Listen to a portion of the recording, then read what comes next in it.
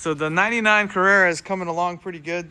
We fixed cam adjuster issues. These were damaged. Somebody tried to rebuild them, so we have new ones. The cam pad rails are also worn out. Unfortunately, somebody rebuilt them and did it wrong. We had the incorrect sprockets. We had the old style and we had a new style installed on the engine. Here's what that looks like with the new style. This one actually weighs a little less than the old style. So here's our new adjuster already installed with these pre-torqued. So once we get it all assembled, we're gonna check the timing one more time, twice, and then we're gonna put the cam covers on this side and then rotate it to the opposite side and have these camshafts installed. But we also checked and verified the chains. Sometimes these half sections will actually break out. So what we always do is when we have these apart, especially a car with this many miles, we check all that. So we have everything greased here. And then we're installing our dry bond sealant, the factory stuff, and getting ready to put the cam cover on over on bank 1. We also retrofitted and installed this IMS solution, as we are a IMS solution shop. It originally had another bearing we pulled out, and it already started to shed metal because this is a roller bearing style that's made by a different company. And as you can see where it grinds, it started to create metal when we removed the flange, but this bearing actually pulled out a little bit because they use retaining compound like Loctite to hold it in place instead of a snap ring like on the IMS solution or the factory. It starts to rub on the IMS flange. It had a retaining ring to keep this from pulling out.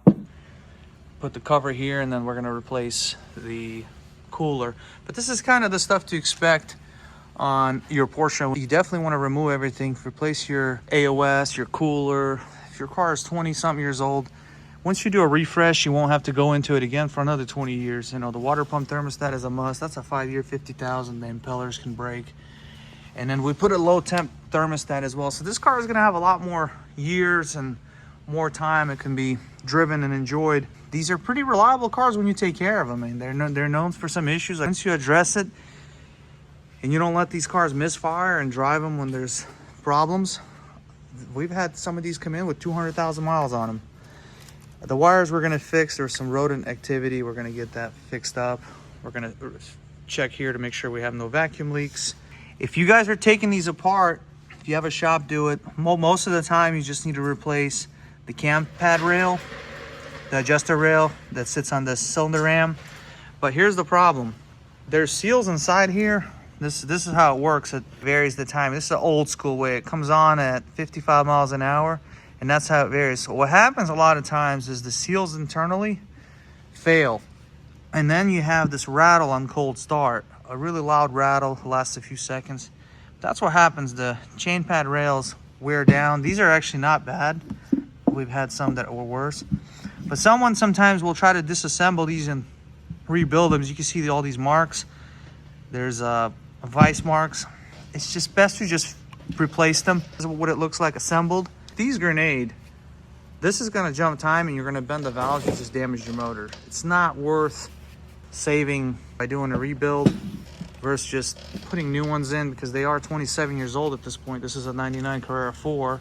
Of course, another problem, if you don't do that, these solenoids go out, and if the solenoid goes out, it sits inside the cam cover right here, that little hole on the right, and there's no way to remove it because you have these attachment ears, and you're gonna have to disassemble again, would take the cam cover off just to replace the solenoid. So when you buy a brand new kit, it already comes with the solenoids. Of course, we test these. Now, these are the scavenge pumps for the heads, but these sometimes will start to bind and lock up. So if we see that these are actually in good shape, but if we see these binding, they can break off and then you lose oil to your heads. That's another item that breaks on these cars. And that's due to time. I mean, we got to remember these are 27 years old and they're still in good shape.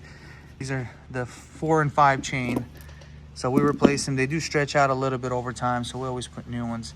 We also put correct sprockets in there because one of them was wrong. It was unbalanced. I mean, not the end of the world, but you should never mix parts from old to new. Here's the IMS that was in this aftermarket FPC. Now, the way this one works, it's got a roller bearing, and it actually is installed into the IMS shaft. The problem is there's nothing to retain it. So if you see the silver ring, the IMS eventually, from our experience, so it's rising, it pulls out and it starts to rub here. So when we removed it, we had like metal coming out. And pretty much if the retainer ring was here, we wouldn't have this issue. The only one that you don't have to touch ever is the plain bearing design, like this one that's got an oil feed line. There's a plain bearing style, kind of like on the Metzger engines. And those you don't have to ever replace. It's a permanent solution. That's the one we recommend, because even if you have a mechanical ball bearing one, this is a roller, but if you have a mechanical ball bearing with ceramic ball bearings, they can have debris inside because they're open now. If you get debris inside, they can start to wear out. Now, if you do put the closed design back in, they will hold and retain the grease for probably 10 years until the seals shrink. And that was pretty much the issue with the original, where they would start to get contaminants between the seal. Now, the larger bearings, which are on the later cars, 2006 and up, they typically just require locking the engine up, of course, removing the flange and pulling out the race seal, and that would have enough splash lubrication. The large ones rarely fail, but we do recommend that mod, especially if you're doing like a clutch. Another thing to look out for, these bolts, when somebody did the service, they never updated them. These were leaking.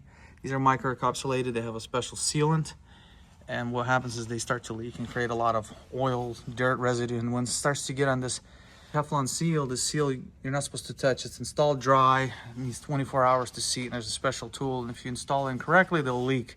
Once oil starts to get on there, it starts to swell the seal, and then your new seal will start to leak. Another thing that we see is this is going to be our Bank 2 main chain tensioner. However, the Bank 1 chain tensioner, this one, we're going to put a new one in here. This is just here temporary. There's a new design with the spring. It went from this design to a spring design, and that's a must update, because this pin sometimes backs out and it breaks, and it starts to create a IMS failure just from the tensioner itself. So we recommend always updating it. And then we update these bolts as well, where we have everything apart. These are the new torque style bolt when we install the cam covers, and that's what we're going to put on here. This is just temporary as we set the timing, then the new bolts will get reinstalled and torqued on here. The thing we're going to do is update the injectors. That's another huge item. When they start to leak, you won't know, and then you're just going to start getting cylinder wash, and then you can damage your engine from cylinder scoring, cylinder scuffing. So it's always a good idea to replace your injectors, especially on a 20-year-old car. Of course, any plastic components, any bits, we'll replace as well when we have it out. And then once you do this, it's going to be ready to go, and you're not going to have to touch it for a long time. Another item is the suspension. Get the suspension done, because it is 20 years old, and then you can just live to enjoy the car. Of course, this engine mount as well. The engine mounts are pretty original on it. But these are awesome cars. I know there's a lot of hate about them just because they're a 996, and they are not the most loved car, but I like them. I've had quite a few of them myself, and always had a lot of blast driving them. It's like, it feels almost like a 993. It's very analog, and probably actually feels a little bit better than the 993. I know the 993 guys are going to get really upset about that, but it's true. The 993 is awesome. It's got a lot of value, but the 996 drives better. It just doesn't have the reputation of reliability like the 993. So anyways, hope this video was helpful. Thank you for watching. Like, subscribe, and we'll see you next time.